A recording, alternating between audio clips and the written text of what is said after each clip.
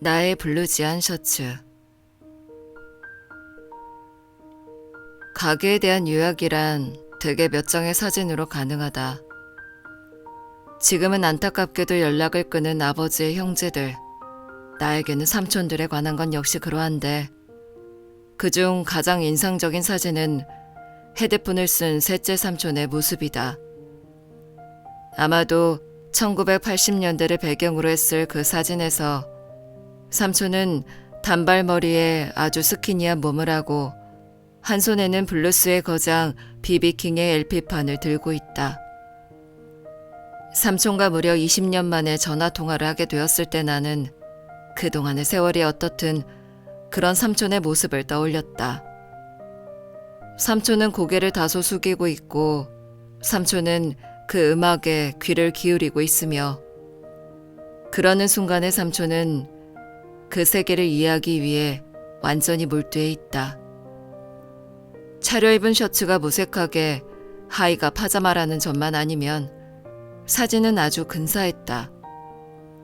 그런데 지금 현실에서의 삼촌은 고향이 부산이니까 당연히 경상도 사투리로 형님은 왜 전화를 안 받느냐고 내게 묻고 있었다. 형도 아니고 행도 아닌 모음이 애매하게 분절돼 무언가에 서운하거나 원망스러운 듯한 흥이라는 말에도 가깝게 들린 형이라는 단어는 어쩐지 좀 생경하게 느껴졌다. 사투리라서가 아니라 아버지가 누군가에게 그런 존재라는 것, 형이자 백부, 누군가의 사촌이자 당숙일 수도 있다는 사실 때문이었다. 아버지는 말수가 적고 무뚝뚝했으며 적어도 내 기억에서는 단 한 번도 울지 않은 사람이라서 애석하게도 나는 아버지의 내면이라는 것에 대해 잊어버리곤 했다.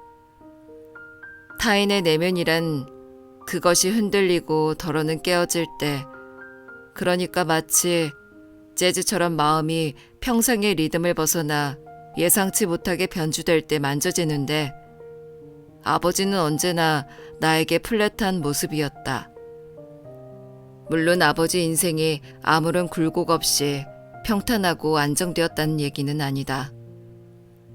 아버지는 몇 번 실직을 경험했고 사업에 실패하기도 했다. 이후 작은 소매상으로 일상을 되살리기까지 적지 않은 시간이 걸렸고 그러는 사이 서서히 그 가게의 구성원들과는 연락이 끊기게 되었다. 아버지는 강건하고 냉정하며 뭔가 가차없다는 인상을 주고 싶어하는 사람이었기 때문에 그들에게서 걸려오는 전화를 더 이상 받지 않거나 친인척의 대소사에 가지 않으면서도 우리에게 이렇다 저렇다 별다른 설명이 없었다. 그런 모습을 엄마는 "네게 아빠는 매정하다" 라는 말로 요약했는데 나는 아버지가 적어도 셋째 삼촌과 연락이 끊긴 것에 대해서는 그렇게 담담하지 못했음을 알고 있었다. 몇 해 전인가 묵은 살림이 들어차 있는 아파트를 모처럼 정리한 날 앨범에 제대로 꽂혀있지 않던 사진들이 나풀나풀 떨어져 내렸고 거기에 1980년대 힙스터처럼 보이는 셋째 삼촌의 사진이 껴있었다. 무심코 사진을 집어든 아버지는 잠깐 쉬고 하자며 베란다에 나가 담배를 피웠다. 물론 베란다에서의 흡연은 금지되어 있고 거의 매일 그런 몰지각한 행동을 하지 말자고 안내방송이 나오지만 아버지는 이따금 그러한 규율의 파괴자가 되어 짝다리를 짚고서 한편으로 몸의 체중을 완전히 실은 인생사 마이웨이의 자세로 담배를 피웠다. 삼촌 사진을 발견한 날도 아버지는 그렇게 오래도록 서 있다가 "가마가 손가락이랑 눈까지 하나 잃고" 하며 뒷말은 못 이은 채 한탄했다. 그건 10대 시절 삼촌이 공장에서 일하다가 기계에 몸이 딸려 들어가 사고당한 일을 가리키는 것이었다. 사진을 다시 보니 삼촌은 파자마 차림으로 집에 있으면서도 선글라스를 끼고 있었다. 나는 아버지가 형제들과 완전히 연락을 끊기 전까지 바로 그 점. 셋째 삼촌이 어린 나이에 공장에서 일하다 산재를 입은 일에 대해 애석해했다는 사실을 떠올렸다. 그때 공장에서 나온 보상금이 아버지네 가족들이 거주할 집을 사는데 거의 쓰였다는 것도. 하지만 어렵게 마련한 집은 막내 삼촌이 사업을 하면서 날려먹고 그렇게 시작된 균열은 형제 간의 관계가 단절되는 이유가 되었다. 아버지도 막내 삼촌을 용서하지는 못했는데 거기에는 무엇보다 셋째 삼촌의 눈과 손가락으로 바꾼 집을 그렇게 허망하게 없애버렸다는 사실이 한몫했다. 나는 문득 엄마가 연애 시절을 회상할 때면 언제나 하는 그 말. 아버지가 군대에 간 뒤 어서 의가사 제대를 해야 한다고. 그렇지 않으면 식구들이 다 굶어 죽고 만다고 엄마에게 편지를 쓰곤 했다는 말을 떠올렸다. 그 끈끈한 유대감이 식어버리는 데는 얼마나 차고 뜨거운 갈등과 번민이 있었을까. 나는 그런 강력한 책임감 아래 버티다 아버지가 결국 완전히 손을 들어버렸지 하고 생각하다가 다시 정정했다.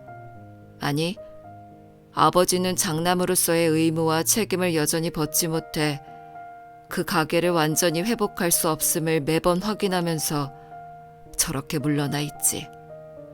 라고. 베란다에 나가 담배를 피우는 것으로 마음의 동요를 드러낸 아버지는 다시 돌아와 정리정돈에 몰두했다.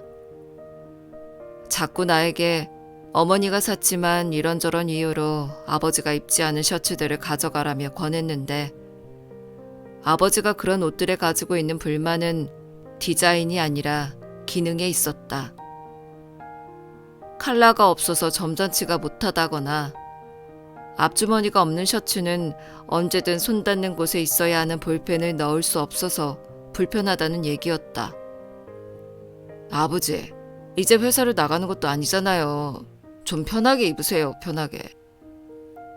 내가 그렇게 권하자 아버지는 뭔가 못마땅한 듯이 안 된다 하고 단호하게 거부했다. 그러고는 아주 흔한 디자인의 그 셔츠 몇 장을 잘 개켜 내게 건넸다.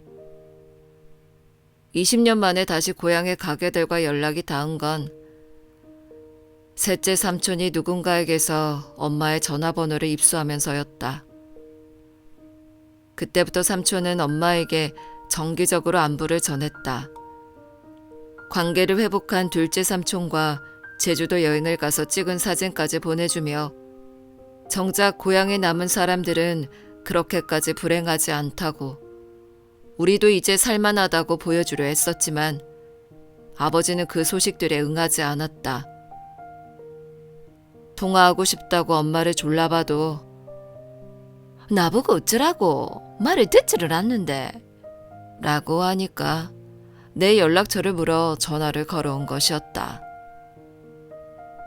삼촌은 아무리 그래도 너가 장손이 아니냐는 말로 한동안 아버지에게서조차 들어보지 않은 내 가게에서의 위치를 상기시켰다. 너무 오랜만에 통화하니까 나는 어색하고 당황스러운데 삼촌은 전화를 쉽게 끊지 않았다. 피부치가 되어서 20년 가까이 만나지 않고 산다는 것이 말이 되느냐는 하소연에서 그래도 우리 형제가 젊은 시절에는 의기투합해서 집안을 일으키려 했었다는 회한을 지나 그 사이 삼촌은 족발집을 운영해 꽤 돈을 벌었다는 자랑까지 계속됐다. 근데 니는 내 얼굴 기억나나? 내가 너무 어물쩍 대답한다고 느꼈는지 삼촌이 불쑥 확인했다. 그럼요 삼촌, 기억이 나죠. 납니다. 니는 대체 어찌 컸노? 사진 한번 보내봐라. 삼촌이 전화도 끊지 않은 채 그렇게 말해서 나는 가장 단정하고 말쑥하게 나온 사진을 찾아 메신저로 보냈다. 회사 야유회 때 유니폼을 입고 찍은 사진이었다. 그 외에는 너무 활짝 웃고 있거나 애인과 함께 찍었거나 맥주와 나초 같은 각종 음식들을 배경으로 하고 있어서 어쩔 수 없었다. 네 아빠 젊었을 때랑 똑같네. 그래, 니는 행복하나? 그렇게 삼촌에게서 행복이라는 단어를 들었을 때 나는 문득 마음 어딘가 일렁이는 기분이었다. 네, 삼촌 당연히 행복하죠. 직장도 잘 다니고요. 삼촌은 행복하세요? 그렇게 묻는 동안 나는 신촌 어느 거리에 서 있었는데 손이 곱을 듯한 추위 속에서도 사람들은 부지런히 오가며 12월의 첫 주말을 보내고 있었다. 한 해의 마지막인 12월은 어떤 시간을 밀어내고 예정되어 있는 그 뒤의 시간을 적극적으로 끌어오는 달이라는 생각이 들었다. 그렇게 다음에 올 시간에 대한 분명한 인식과 기대가 있는 때였다. 행복하다. 못할 게 뭐 있나? 맞지? 삼촌은 다시 한번 아버지와 통화할 수 있게 잘 설득해달라고 부탁한 뒤 전화를 끊었다. 과연 내게 그만한 능력이 있는지는 알 수 없지만 한 번쯤 말은 걸어보리라고 생각했다. 그러니까 오히려 그 과거의 불행에 붙들려 있는 것은 아버지일 뿐 정작 삼촌은 거기서 걸어나와 해운대에서 가장 맛있는 족발집 사장님이 되었다고. 삼촌은 인생에서 가장 힘들었을 순간조차 불루지한 템포에 영혼을 맡긴 채 불행에 대한 체념도 외면도 아닌 비비킹의 대표곡처럼 인생의 수리를 생각하면서 그 시간을 통과할 줄 알았던 소년이었다고.